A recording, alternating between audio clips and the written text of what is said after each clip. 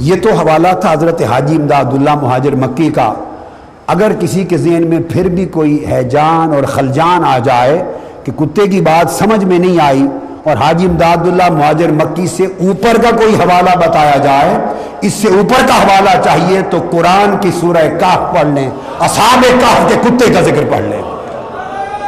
وہ کتا تو چند گھڑیاں بیٹھتا تھا جنید بغدادی کے دروازے پر اور ان کی مجلس پر، اور اصحاب کہف کا کتا 309 سال تک ان ولیوں کی غار کی دہلیز پر بیٹھا رہا. اور توجہ جو کہتے ہیں نا کتے پر توجہ، قرآن پڑھیے، یہ ہوئی کہ جب پھر اصحاب کہف تمام تفاسیر اٹھا کے دیکھیے دائیں بائیں کروٹ بدلتے تھے. وہ توجہ کا اثر یہ تھا کہ کتا بھی 6 مہینے بعد کروٹ بدلتا، اور 309 سال تک جہاں اصحاب کہف ان کے جسم زندہ و سلامت رہے، ان کی توجہ اور فیض سے کتا بھی بغیر کھائے پیے زندہ اور سلامت رہا.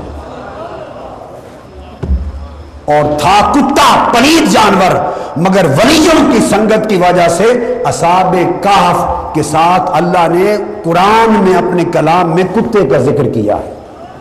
اور آج آپ اس اصحاب کہف کے ساتھ اس کتے کا واقعہ بھی تلاوت میں پڑھتے ہیں.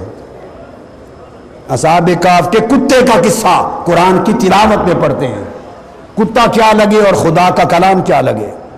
کوئی جوڑ ہے کیا؟ قرآن اور وحی الہی کتوں کے ذکر کے لیے اترتی ہے؟ معاذ اللہ، استغفر اللہ، لا حول ولا قوت الا باللہ. کہ وحی الہی میں کتوں کا ذکر ہوتا ہے؟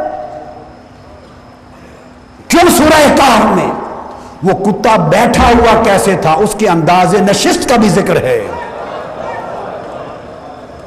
اور جب اصحاب کہف کا عدد بیان کیا قرآن میں کہ کئی کہتے ہیں کہ 5 تھے، اسی طرح ہے نا، خمسۃ، کئی لوگ کہتے ہیں کہ 5 تھے. قرآن نے کہا اگر وہ 5 تھے تو 6واں ان کا کتا تھا، یہ قرآن کہتا ہے.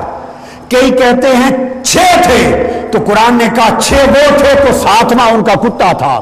کئی کہتے ہیں اصحاب کہف 7 تھے، قرآن کہتا ہے اگر 7 وہ تھے تو 8واں ان کا کتا تھا. اب کبھی ایسا ہوا آپ کسی کو دعوت پر بلائیں اور کوئی آپ سے پوچھے کتنے لوگ آئے ہیں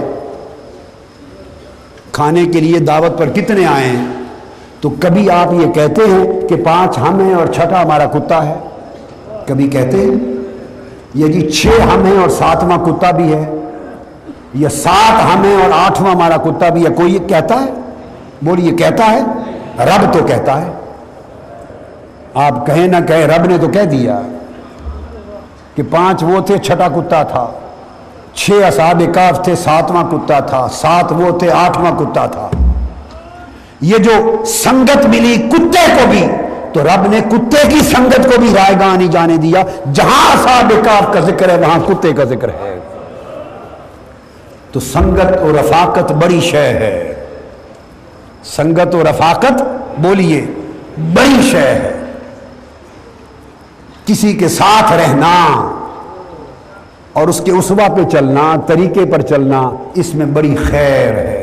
اللہ تبارک و تعالی ہم سب کو آقا علیہ السلام کے نقش قدم پر چلنے اور حضور کی غلامی میں اور اپنی بندگی میں ہر لمحہ ہر زمان مرتے دم تک قائم اور دائم رکھے.